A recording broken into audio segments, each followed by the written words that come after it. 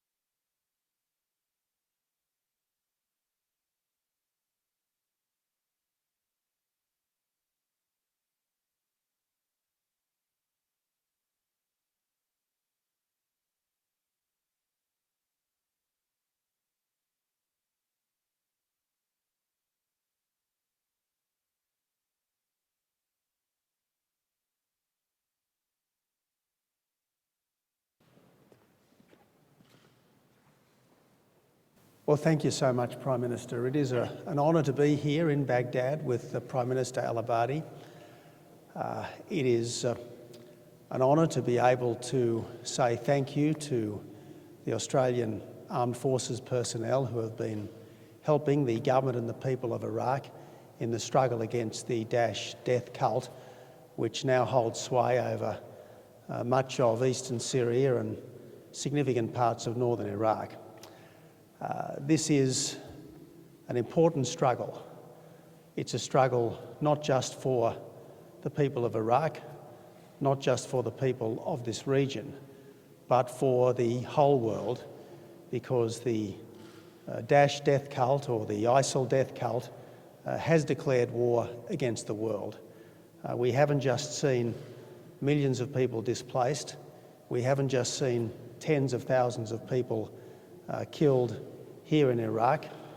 We haven't just seen the beheadings, the crucifixions, the mass executions and the sexual slavery here in Iraq. We've also seen exhortations from the death cult to people right around the world to engage in acts of terrorism, and even Australia has had its brush with terrorism in recent weeks. So Australia has been active here in Iraq since August of last year, first with humanitarian food drops in Mount Sinjar and elsewhere, second with delivering weapons to those who are fighting against the Daesh death cult, more recently with airstrikes as part of an international coalition, and most recently with training and assistance for the Iraqi counter-terrorist service. We are determined to deepen our cooperation with the government and the people of Iraq in the weeks and months to come. Not because we are a country which goes forward seeking foreign fights, but because where our vital national interests are threatened, where universal values are at stake, Australia should be a strong partner. Australia should be the best possible international citizen, and this is what we believe we are doing here in Iraq. At the same time as being militarily active, we're also increasing our humanitarian assistance to the government and the people of Iraq, and I can today announce a further $5 million in food aid towards people who have been displaced by the Daesh conflict here in Iraq. This is my first visit to Baghdad. It is my first visit to Iraq. Iraq is a country which has suffered a very great deal. First, decades of tyranny under Saddam Hussein, then the chaos and confusion that followed the American-led invasion, most recently the tumult, the dark age which has descended upon northern Iraq as a result of the Daesh death cult. But Australia will do what we can to help.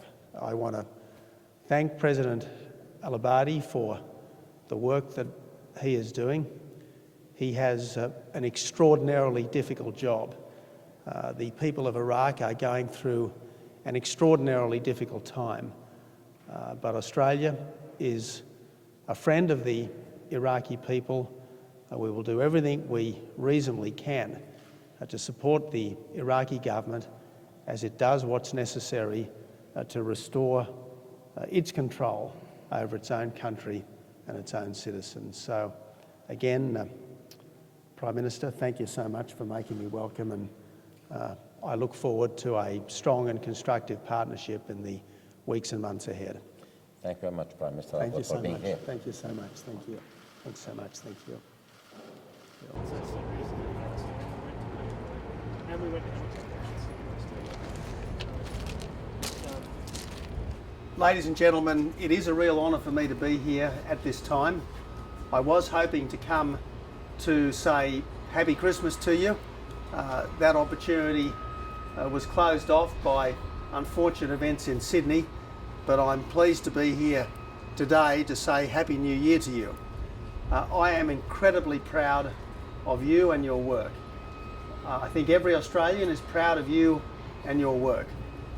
People will always argue with the policy of the government of the day, but I don't think any fair dinkum Australian questions the commitment, the professionalism, the courage of our armed forces, and everyone wants you to help the Iraqis to knock off ISIL, Daesh, whatever we want to call it. It is a death cult.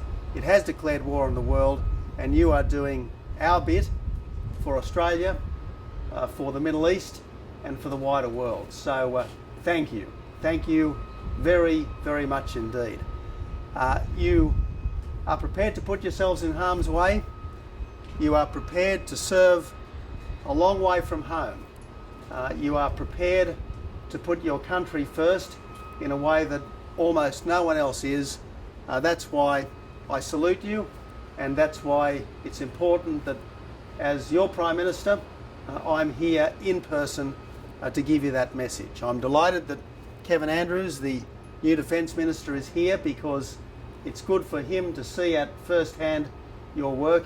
I'm particularly thrilled that the CDF is with me on this trip because we want our work here to be as effective as possible, and obviously talking to you is a very important part of making sure that in the weeks and months ahead what we do is as effective as possible in terms of defeating the Daesh death cult. So thanks so much. I look forward to the chance to say good day to most of you, and I also want to have the chance to get your feedback on the work you've been doing over the last couple of months. Thanks, team. And meet you all. So I'm going to drag the PM out of here in about 50 Hours a day would you be over there working with those guys? Generally, yeah. Result of the work you guys do, but how effective do you think they will be eventually?